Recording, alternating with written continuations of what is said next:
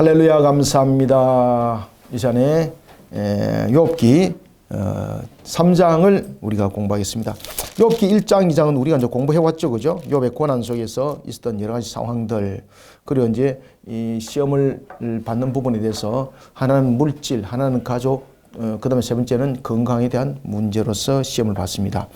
우리가 천을 얻고도 건강을 잃으면은 모든 것을 잃는 것이라 했습니다. 바로 건강의 문제, 굉장히 심각한 문제가 이르게 되는 겁니다. 특히 이제 인과응보 신앙 속에 놓여져 있을 때에 이 건강 문제는 하나님께 죄를 범했기 때문에 이런 질병이 온다, 이렇게 봤던 겁니다. 그렇기 때문에 욥의 아내도 욥을 향해서 그런 애처로움 속에서 그것을 또 지적을 했던 것이죠. 이런 지적을 하는 이유는 무엇이라 그랬죠? 인과응보적 신앙 부분에서 그것을 지적하지 않으면은 그 저주가 자기에게 온다, 이렇게 봤던 겁니다. 그렇기 때문에 그의 아내, 그 다음에 엘리바서, 빌다가, 소발이 이런 부분에서 마치 욥을 저주하는 것처럼 이렇게 내용은 전개되고 있습니다만은 그것은 더 깊이 들어가게 되면은 인과응보, 그 당시에 고대 사회 속에서 가지고 있던 인과응보 신앙 속에서 한 유형들입니다, 이게. 그래서 엘리바서, 빌다가, 소발이 일주일 동안 마치 장례를 치르듯이 곡을 하는 그 기간 속에 있는 것처럼 그들이 심히 그의 고통을 함께 했다라고 말할 때 그를 향해서 회복을 위해서 기도한다든지 이것이 아닙니다. 인과응보적 측면에서의 하나의 요식행위입니다. 그러니까 욥의 아내가 그런 욥을 그렇게 지적한 것도 인과응보 신앙 속에서 하나의 요식행위라, 이렇게 보시면 됩니다. 여러분 아시겠죠, 그죠? 뭐 욥을 갖다 정말로 죽기를 원하고 이것이 아니에요, 여러분들. 그리고 이제 욥기 42장에 나타나는 그 아내는 재혼한 아내가 아닙니다. 지금 현재 욥의 이 아내가 다시 자녀를 출산하는 그런 하나님의 축복 이고 속에 일어나는 것입니다. 그래서 여러분들이 그것을 잘 파악을 하셔야 됩니다. 욥의 아내가 왜 욥에게 그와 같은 이야기를 했는가 하면은 인과응보 신앙 부분에서 그러한 지적을 하지 않으면은 그 화가 누구에게 온다? 그렇지, 나에게 온다. 이게 그 당시 고대 사회의 인과응보의 하나의 놓여있던 사상적인 겁니다. 자, 그래서 이게 욥의 논쟁도 그렇게 해서 일어나는 겁니다. 자, 그 이전에 3장에 보면은 욥이 스스로에 대해서 독백을 합니다. 어떤 독백을 하는가 하면은 그가 왜 내가 이와 같은 모습 속에 이루어져야 되는가? 자신이 어떤 관계 속에서도 죄를 범한 일이 없는데 라고 말합니다. 자, 이런 속에 우리는 두 가지를 아셔야 됩니다. 첫 번째, 욥이 왜 이런 독백을 할까? 욥이 독백을 하는 이유가 두 가지입니다. 첫 번째, 자신의 억울함을 하나의 그 하소연하는 것이고, 이 부분들을 하소연하는 것이고, 그 다음에 이것은 하소연이 아니라 주장을 하는 겁니다. 그 다음에 두 번째는 자신의 고통을 호소하는 겁니다. 고통을 호소하는 부분들. 이 독백이 이 속에 담겨져 있습니다. 자, 억울함은 이제 무엇인가 하면은 나중에 이제 4장 이후에 이 내용들이 이제 등장하는데, 자, 이게 이제 유대인들은 일반적으로 죄에 대해서 죄를 지었을 때에 여기에 대해서 책임을 묻는 나이가 있습니다. 책임을 묻는 나이. 그런데 책임을 묻는 나이가 우리가 대체로 보면은 12살, 아시겠습니까? 예수님께서 왜 보면은 성전에 그 마치 입교식 하듯이 갔죠, 그죠? 그러면은 그 전에 있는 이 나이에 있었던 이 죄는 죄가 성립이 안 되는 겁니다. 지금 아시겠습니까? 그러니까 이 이후에가 죄가 성립이 되는 겁니다. 이 이전에는 죄가 성립이 안 되는 겁니다. 자, 이런 속에 지금 욥이 이야기를 하고 있는 겁니다. 그래서 나중에 욥기도 보면 안에 본문에 들어가서 내가 말씀을 드립니다. 가르쳐 드립니다. 욥기에 보면 어떤 이야기를 하고 있는가 하면, 하나님, 내가 하나님께 죄를 범한 것이 뭐가 있습니까? 어떻게 보면 하나님께 대항하고 대드는 거죠? 아니에요. 이거는 욥의 나름대로 논리예요. 아시겠습니까? 그래서 여러분들, 이 인과응보 신앙에서는 논리가 굉장히 중요해요. 그래서 빌닷이 이름이 무엇이었습니까? 논쟁의 아들이라 그렇죠, 그죠? 논쟁의 아들. 따라서 이 인과응보 신앙 속에서는 이 논리가 굉장히 중요해요, 논리가. 아시겠습니까? 논리로서 논박을 했을 때 내가 이것은 합당하게 내게 올 것입니다, 오지 않을 것입니다. 그 논리 속에서 전개되는 거잖아요. 그래서 이 인과응보 신앙 속에서는 논리가 굉장히 중요해요. 그래서 이름이 빌닷도 그런 이름 속에 논쟁하는 아들이다라는 이름이 있는 것처럼 욥이 논리를 제시를 합니다. 어떤 논리를 제시를 하는가 하면 자신이 하나님으로부터 죄를 범한 부분들이 없다는 거죠. 왜? 그러면 그가 살아오면서 죄를 범한 적이 없다, 이게 아닙니다. 그것은 뭔가 하면 예를 들면 12살이라는 이 상한선이 있는 거죠. 그러니까 그 이전에는 이것을 죄로 묻질 않아요. 왜냐하면 이 이후로는 자신에 대한 모든 부분의 분별력을 가지고 책임을 지는 나이거든요. 그죠? 이런 나이가 되기 때문에 이 이후로는 짓는 것은 죄가 성립되지만 그 이전에는 죄가 성립이 안 되는 거예요. 그들은 그렇게 봤던 겁니다. 욥의 내용이 바로 이겁니다. 하나님, 내가 억울합니다. 하나님께서 지금 잘못 계산한 것 아닙니까? 내가 지금 이 이전에 지었던 죄가 이것을 소급해서 지금 이 울로 적용시킨 것 아닙니까? 그럼 하나님 잘못한 것 아닙니까? 논리죠. 그죠? 그러니까 이 부분들을 법정에서 따집시다. 하나님 법정에 내려오세요. 지금 이렇게까지 이야기를 하는 겁니다. 그것이 바로 욥기서의 내용에 등장합니다. 그 이전에 욥이 자신의 억울함과 이 고통을 호소를 하기 시작합니다. 그러면서 자신이 차라리 나지 아니었으면 좋겠다. 나지 않으면 좋을 것이다. 차라리 지금 죽으면 좋을 것이다. 이렇게 고통 속에서 자신의 모습을 독백을 합니다. 그럼 독백을 하면서 이것은 무엇을 말하고 있는가 하면은 이 속에 주장이 있는 거예요. 그래서 나중에 엘리바소 빌닷과 소발과 논쟁을 할 때 나는 하나님 앞에 저주에 임할 이유 아무것도 없다. 왜 그러냐면 하나님 지금 잘못 알고 있다 이거. 하나님 계산 잘못했다. 아시겠습니까? 그래서 하나님 법정에 내려오세요. 왜 대답도 안 하십니까? 이렇게 막 발언하는 거 이게. 이 욥기입니다. 욥기. 욥기 재밌습니다, 여러분들요. 자, 3장은 자 봅시다. 그 후에 욥이 입을 열어 이것은 이제 엘리와서 빌닷과 소발이 이와 같이 자신의 거처하는 곳에 와서 7일 동안에 머물렀고 그 이후에죠. 그 후에 욥이 이제 입을 열입니다. 입을 열 때에 왜 입을 열까 여러분들요? 욥이 입을 여는 것은 사실은 독백인데 하소연하는 것이 아니에요. 이 입을 여는 이유가 엘리바스와 빌닷과 소발이 왜 왔는지 알고 있거든요. 그죠? 엘리바스와 빌닷과 소발이 정말 자신이 치료되기를 원해서 온 것도 아니거든요. 이게.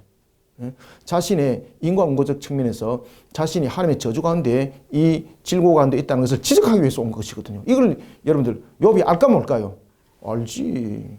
그러니까 욥이 그것을 반증하기 전에 먼저 독백을 하는 거예요. 그러면서 자신이 내용들을 가지고 내가 억울하게 이런 상황 속에 젖어들었다는 것을 세 사람이 알도록 하는 거예요. 자, 봅시다. 그 후에 욥이 입을 열어 자기의 생일을 저주하더라. 생일을 저주한다는 것은 무엇입니까?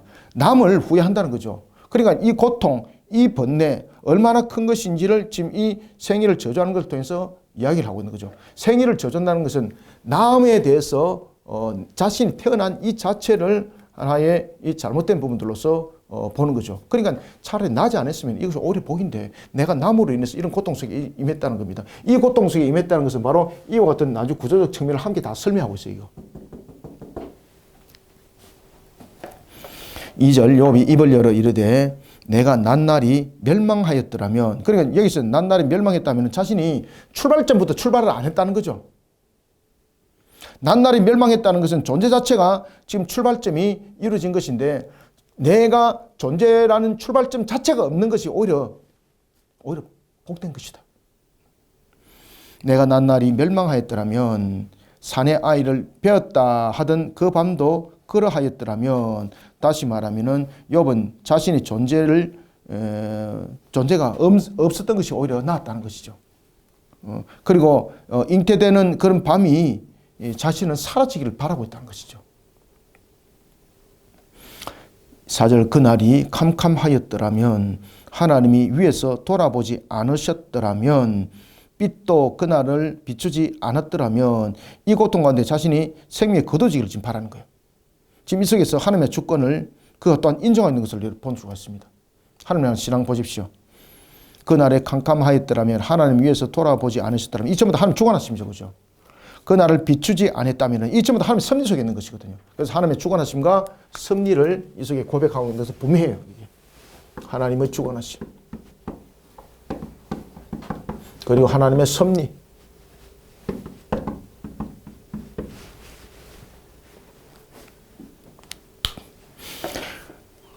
(3절) 4절 5절 어둠과 죽음의 그늘이 그날을 자기의 것이라 주장하였더라면, 그러니까 자신의 태어난 것을 지금 한탄하는 거예요. 이게.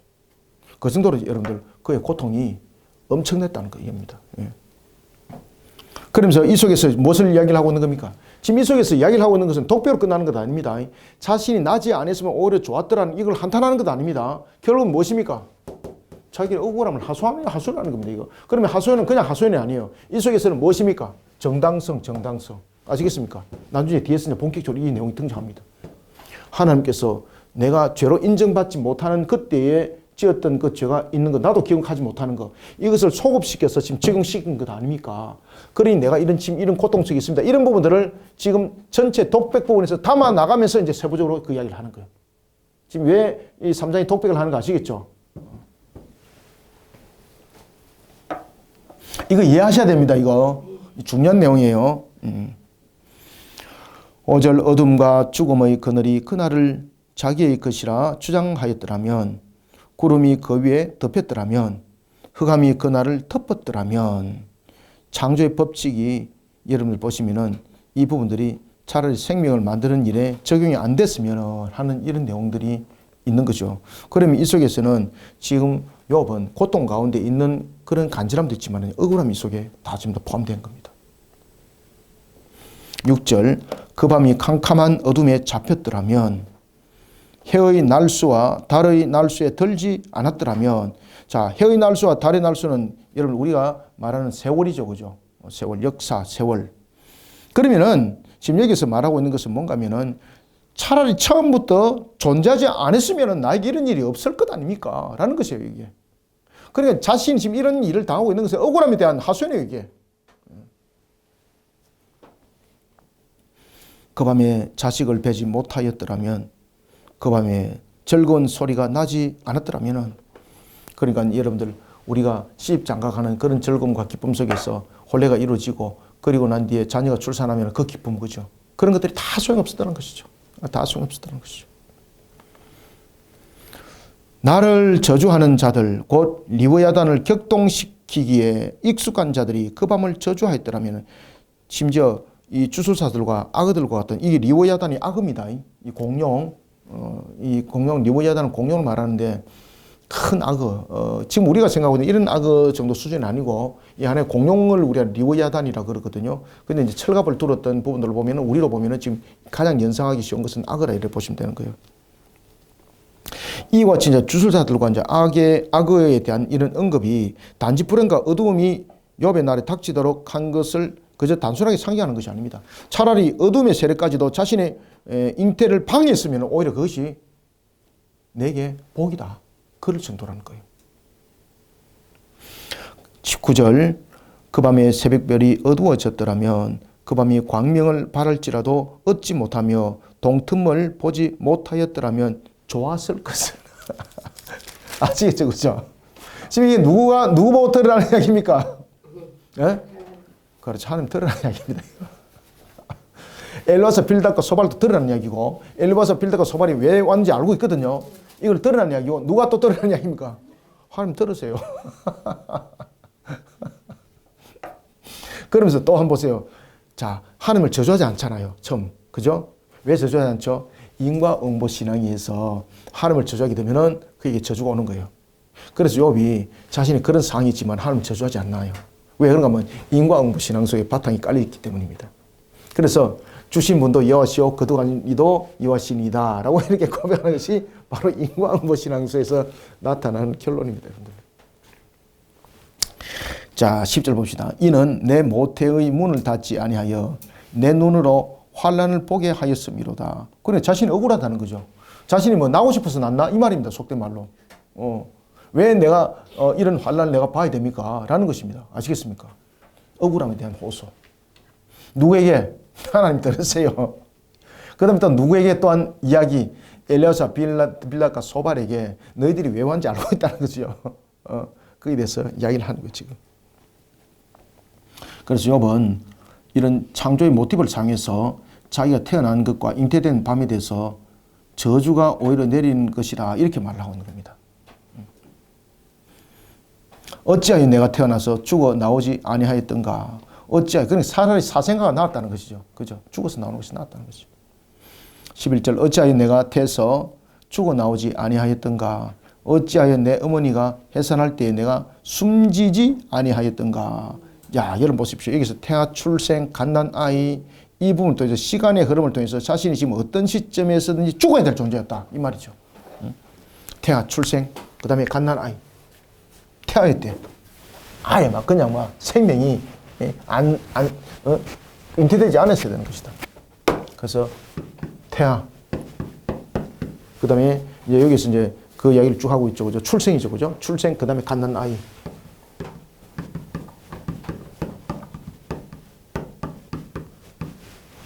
이때 죽었어야 되는 것이다. 자, 이때 죽으면은 어떤 결론이 있을까, 여러분들요? 인과응보 신앙에서. 이들이, 여러분, 우리가 로마 가톨릭에 보면 중간계에 대해서 이야기를 하죠. 그죠? 여러 개 되어 있어. 유아린보에 대해서 이야기하죠. 그죠? 그 상황 속의 설명입니다. 이 상태 속에서 죽게 되면 죄에 대해서도 묻지 않고 어떤 것도 물을 수 없는 그런 하나의 복과 저주가 아닌 그런 중간 상태에 머물게 되는 부분들입니다. 이 아이들이. 지금 욥이 지금 그 이야기를 하고 있는 겁니다. 지금. 차라리 이때 죽었으면 어떤 것들도 하나님께서 죄를 묻지 못하는 것이거든요. 그러니까 이 상태 속에서는 그들이 인과응보는 또 행위론에 대한 또 신앙이잖아요. 그죠? 그래서 기복신앙과 행위로 된다 그랬죠. 인과응보 신앙은 여러분들 전부 다 행위론입니다. 행위론. 그죠? 그런 부분에서 벗어난다는 거죠. 차라리 이 상태가 오히려 낫다. 이 상태는 행위론적 측면에서 묻지 않습니다. 이 상태 속에서는. 그래서 이런 시간의 흐름을 통해서 자신이 어느 시점에서든지 차라리 죽었던 것이 오히려 낫다. 라는 것입니다. 어찌하여 11절 어찌하여 내가 태어나서 죽어 나오지 아니하였던가 어찌하여 내 어머니가 해산할 때에 내가 숨지지 아니하였던가 어찌하여 무릎이 나를 받았던가. 이 무릎이 받았다는 것은 이제 출산한 것이요. 그죠? 출생. 어찌하여 무릎이 나를 받았던가 어찌하여 내가 젖을 빨았던가. 젖을 빨았다는 것은 갓난아이. 그죠? 유아기. 이때에 죽음에 이르게 되면은 앞에도 제가 말씀드렸죠. 그죠? 12살 이하의 일어나는 죄는 죄로 성립이 안 된다고. 그들은 인과응보 신앙 속에서 이렇게 그들은 담고 있었습니다. 그러니까 그 이후에 우리로 말하면은 마치 세례를 받던 이후 우리가 이제 12살, 14살 이렇게 과거에 이제 세례를 받았잖아. 그죠? 그럼 그 이후에 그것을 묻는 것이 자신의 책임이 그 이후라는 것이죠. 그래, 그 이전에는 책임을 물을 수가 없는 것이죠. 그래, 차라리 이때는 죽으면은 예를 들면은 천국에 가는 것도 아니지만은 중간 상태에 머물게 되는 그런 모습이 된다는 거죠. 차라리 그게 낫다. 차라리 이때 죽었어야 되는 것이다. 라는 것이죠. 복은 멀리 하더라도 이때 죽으면 복과는 관계가 없는 거거든요. 차라리 이것이 낫다. 내게. 자, 그래서 참 이런 내용이 등장하는 겁니다. 13절 그렇지 아니하였던들 이제는 내가 평안히 누워서 자고 쉬었을 것이니. 그래서 보십시오. 그렇지 아니하였던들 이제 내가 평안히 누워서 자고 쉬었으니 라는 것은 이런 부분에서 죄가 성립이 안 되는 그런 부분들로 내용이 전개됩니다. 14절 자기를 위하여 폐허를 일으킨 세상 임금과 모사들과 함께 있었을 것이요. 이게 이제 뭡니까? 자기를 위하여 폐허를 일으켰다는 것은 무너진 성읍을 다시 세우거나 도시를 새롭게 건설했던 그런 이제 세상의 역사 속에 있었던 그런 자들과 함께 차라리 그냥 머물고 있는 이 상태라는 것이죠. 그러니까 예를 들면은 자신이 지금까지 물질에 대해서 많은 복을 누렸잖아요. 그것도 소용이 없다는 것이죠. 차라리 그냥 이때 그냥 죽었으면은 그냥 그 전에 죽었던 그 사람들과 함께 평안히 그냥 누워있을 상태고 있고 지금의 어떤 복이라는 부분들에 대해서도 그것을 얻기 위해서 어떤 행위를 할 필요도 없고 그러니까 오히려 그 상태가 오히려 낫다는 것이죠. 욥은. 그래서 자신이 사산 후에 주어졌을 때는 최소한도 휴식은 있다. 아시겠습니까? 휴식은 있다. 이게 차라리 그때 죽었음이 오히려 낫다라는 것이에요. 그래서 이것을 우리가 복으로도 이것은 말하지 않죠. 그죠? 이것은 하나의 휴면 상태라는 것에 대해서 우리가 일종의 중간계라 이렇게 보시면 되는 거예요. 아시겠습니까? 복과 저주에 임하지 않은 그 상태, 그것을 우리가 중간 상태. 이거는 로마 가톨릭에서 말하는 연옥설이 아닙니다. 이거. 근데 이런 부분들이 나중에 전부 다 발전하면서 이제 이런 부분들이 이제 모태 속에서 이제 형성됩니다만은 지금 이 부분에서는 어떤 중간 상태 연옥설을 말하고 있는 것이 아니라 이 나이 때 죽게 되면은 이게 복과 저주와 상관이 없는 상태 속에서 휴면 상태 속에서 쉼의 상태가 된다는 것이죠. 지금 이해됐습니까, 이거? 이게 이제 그 당시에 인과응보 신앙 속에서 놓여졌던 하나의 사상적 구조 속에서 나타나는 하나의 형태입니다. 인과응보는 행위 속에서 나타나는 거잖아요. 인과응보. 그런데 이때는 자신의 행위로서 뭔가를 증명할 수 없는 나이잖아요. 그죠? 그러면은 이때는 죽게 되면은 행위로서 자신을 나타낼 수 없는 나이기 때문에 어떤 겁니까? 복과 저주와 관계가 없는 속에서 상태 살아가는 겁니다. 그래서 그것을 쉬는 상태, 휴면의 상태. 그래서 그것을 보면은 일종의 중간계에 관한 그런 내용들로 보는 겁니다. 아시겠습니까?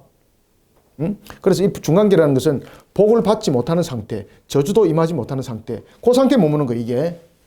지금 이해됐죠, 확실하게? 네. 이것이 인과응보 사상 속에서 일어나는 하나의 상황이에요. 그래서 인과응보 상태 속에서 신앙 속에서는 태와 출산과 갓난아이가 죽었을 때는 그들은 복을 받는 상태가 아니죠. 그렇다 그래서 그들은 자신의 행위로서 죄를 짓는 것이 성립이 안 되는 나이죠. 그렇기 때문에 복으로부터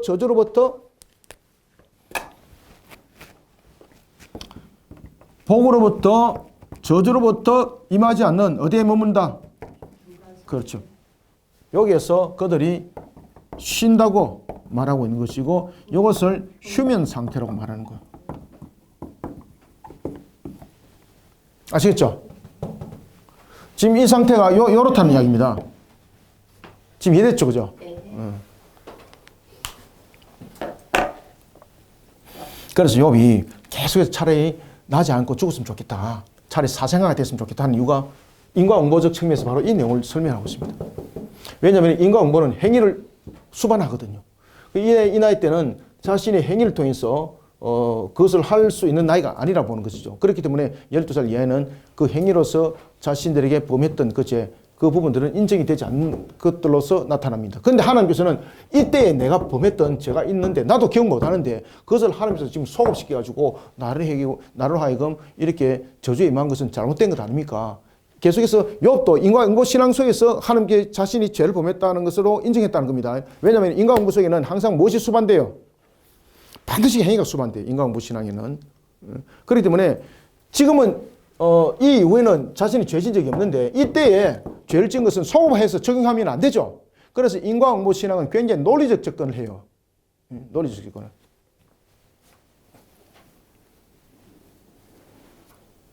이거 알고 가셔야 재밌습니다.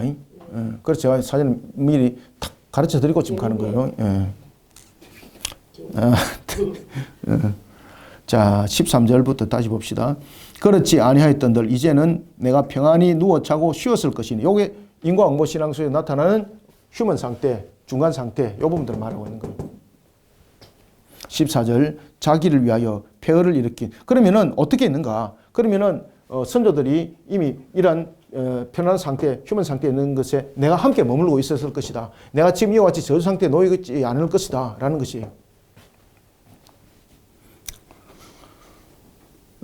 봅시다. 14절 자기를 위하여 폐허를 일으킨 세상 임금과 모사들과 함께 있었을 것이요. 라는 것은 자신이 사산 후에 누릴 수 있는 최소한의 휴식입니다. 그것을 오히려 그는 갈망하고 있었던 거죠. 복도 필요 없다는 것이죠. 그죠? 차라리 하나님께서 잘못 정해가지고 그 복을 다 뺏어가 버리고 나를 저주에 매했는데 내한테 지금 무슨 복이 필요하냐? 차라리 그냥 이 중간 상태 속에서 그냥 휴먼을 가지고 있는 것이 오히려 낫다 나는. 그래서 조상들 이야기를 하는 겁니다. 그들이 먼저 지금 그런 상태 속에 있는 것이죠. 14절 자기를 위하여 폐허를 일으킨 세상 임금들과 모사들과 함께 있었을 것이요. 혹시 금을 가지며 은으로 집을 치운 고관들과 함께 있었을 것이며 모든 부유함도 죽음 앞에서는 허무하죠. 그래서 어떤 것들도 우리 속에 영광이 영원하지는 않습니다. 그죠? 그래서 욥은 자신이 지금까지 누렸던 그 그것이 하늘 경외한 속에서 받아들였던 인과응보 신앙으로 받아들이고 그리고 또한 그런 부분에서 하나님은 잘못된 소급 적용을 해서 나를 지금 저주 속에 맸는데 차라리 복도 받기 싫다는 것이죠. 차라리 그냥 사생아처럼 이와 같이 모습이 되었고 차라리 이런 상태에서 되었으면 차라리 쉼을 가질 수는 있지 않겠는가. 그만큼 육신의 고통이 심했다는 이야기입니다. 15절 혹시 금을 가지고 은으로 집을 치운 고관들과 함께 있었을 것이며 또는 낙태되어 땅에 묻힌 아이처럼 나는 존재하지 않았겠고 빛을 보지 못한 아이들 같았을 것이라. 거기에는 악한 자가 소요를 거치며 거기서는 피곤한 자가 쉼을 얻으며. 그래서 사후세계에 대해서 이야기를 하죠. 사후세계에 대해서 이야기를 하면서 어떤 동요나 혼동이 없는 그런 상태이기 때문에 차라리 죽는 것이 낫다는 거죠. 이랬다 저랬다 안 된다는 거죠. 아시겠습니까? 지금 하나님께서 복 줬다가 지금 저주했다 이런 상태가 그 속에는 없다는 거예요. 차라리 그게 낫다고. 그래 지금 무엇을 호소하는 거 있는 거야? 하나님 들으세요. 지금 이게 인과응보 속에서 논리 제시를 하는 겁니다. 이게 그 다음에 엘리바사 빌닷과 소발에게 온 이유가 알기 때문에 논리를 제시를 하는 겁니다. 아시겠습니까? 차라리 나는 이랬다 저랬다 하는 거 싫습니다. 차라리 혼돈이 없는 그런 상태에서 휴먼 상태에서 오히려 있는 것이 낫습니다. 이렇게 말을 하는 겁니다. 거기서는 악한 자가 17절 거기서는 악한 자가 소요를 거치며 거기서는 피곤한 자가 쉼을 얻으며 거기서는 갇힌 자가 다 함께 평안히 있어 감독자의 호통 소리를 듣지 아니하며. 그래서 이 사후세계에서 사후세계는 곤비함도 없고 평화도 없고 평등도 없고 여러 가지 부분에서 존재적 측면에도 보면은 낮고 높음도 없고 모든 것들이 그냥 보편이에요. 보편. 아시겠습니까? 그래서 고관도 없고 세상에서는 고관이 있지만 고관도 없고 그 다음에 부유한 자 있지만 부유함도 없고 가난한 자 있지만 가난도 없고 그런 상태가 사후세상이라는 겁니다. 그러니까 차라리 나는 그게 오히려 낫다. 나는 지금 살아가면서 하나님께서 나에게 복 줬다가 또 뺏어가고 이 잘못된 것 그리고 내가 죄진 것도 없는데 비롯하고 나중에 뒤에서도 등장합니다만 내가 이 어린 나이 때에 저질렀던 그 죄를 소급시켜서 나를 저주에 만 것 이게 잘못된 것 아니냐고 이런 부분에서 기초적 작업입니다. 이게 자기의 논리를 말하기 위한 독백은 자신의 논리를 차후에 주장하기 위한 기초 작업입니다. 이 독백이. 자 봅시다. 그래서 18절 거기서는 갇힌 자가 다 함께 평안히 있어 감독자의 호통 소리를 듣지 아니하며 거기서는 갇힌 자가 호통 소리를 듣지 아니하며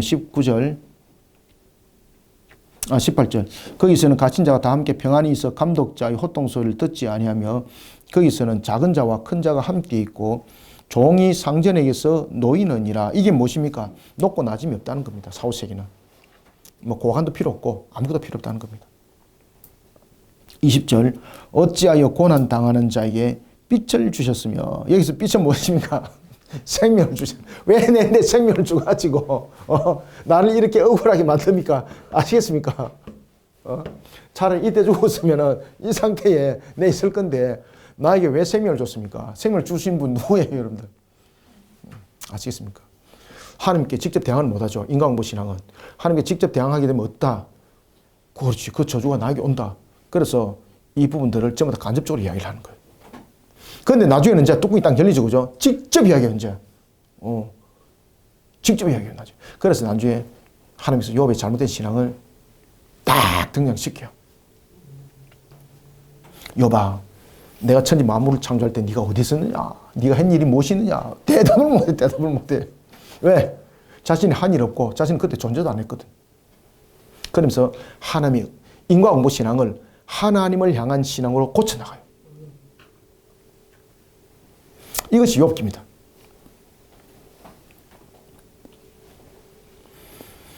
20절 어찌하여 고난당하는 자에게 빛을 주셨으며 마음이 아픈 자에게 생명을 주셨는고.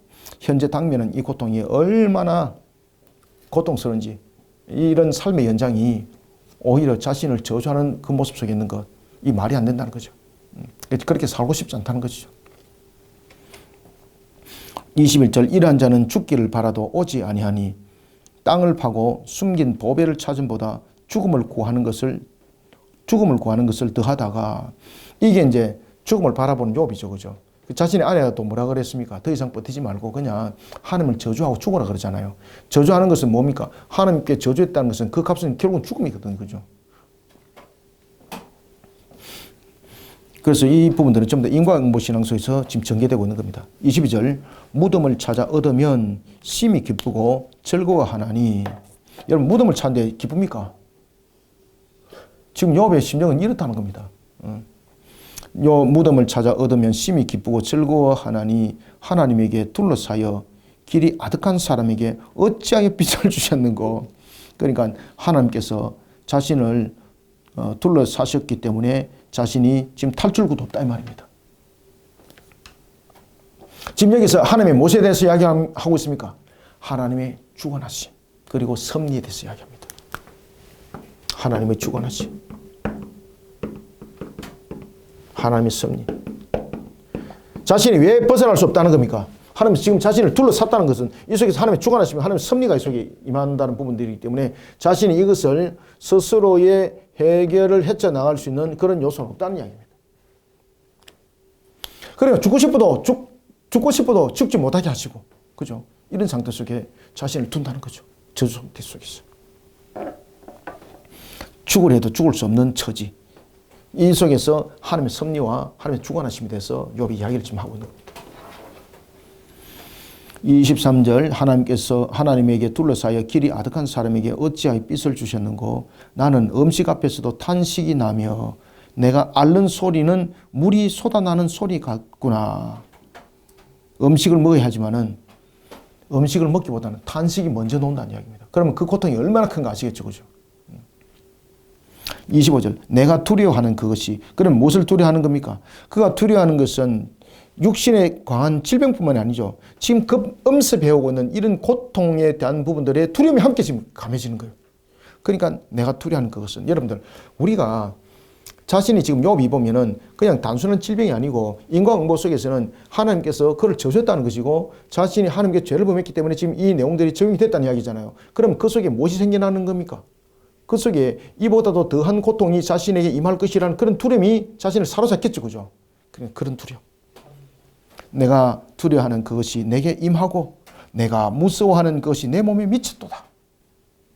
나에게 평온도 없고 안식도 없고 휴식도 없고 다만 불안만 있구나. 그죠? 그러니까 이 속에서 이제 자신의 논리를 제시를 하는 겁니다. 그러면은 내가 왜 이런 상태에 놓여 있었는가요? 내가 만약에 하나님께 죄를 범한 일이 있다면은 이거 받아들이겠습니다. 욥이 딱 그 이야기합니다. 그런데 하나님 우리에게 무엇을 말씀하셨습니까? 내가 태아 때, 출생 때, 갓난 아기 때에 그 죄는 죄로 승립이 되지 않는 것 아닙니까? 그런데 나는 내가 장사한 분량에 이르러서 하나님을 향해서 죄를 범한 일이 없습니다. 모든 부분에 대해서 심지어 자녀들조차도 하나님 앞에 바로 서도록 하나님께 늘 번제를 드렸고, 이 번제 드린 것도 그 당시에 인간고 신앙 속에서 혹이나 자녀들 속에서 뭔가 하나의 티가 묻으면은 그 죄로 인해서 이 자녀들이 하나님으로부터 화를 당하기 때문에, 아시겠습니까? 이 번제도 그런 인간고적 측면에서 번제를 드리는 겁니다. 그런 속에서 자신이 아무리 대접해봐도 잘못된 것은 없다는 것이죠. 그러면은 하나님 생각해 봅시다. 이 부분도 성립이 안 된다면 그러면 하나님께 지금 문제 있는 것 아닙니까? 이 논리입니다. 이때에 죄를 범한 것, 이 죄가 아닌데 하나님께서 속을 지금 썩여서 이 속에서 적용시킨 것 아닙니까? 이것이 맞는지 안 맞는지 어디에 내려오시라?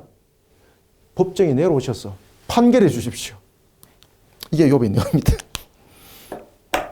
자, 오늘은 3장 여기까지 하고 이제 다음부터는 이제 본격적인 엘리바사 빌닷과 소발의 이런 반정들이 전개되는 인과응보 신앙 속에서 전개되는 반정이 있습니다. 이것을 보도록 하겠습니다. 오늘은 여기까지 합니다. 감사합니다. 수고하셨습니다.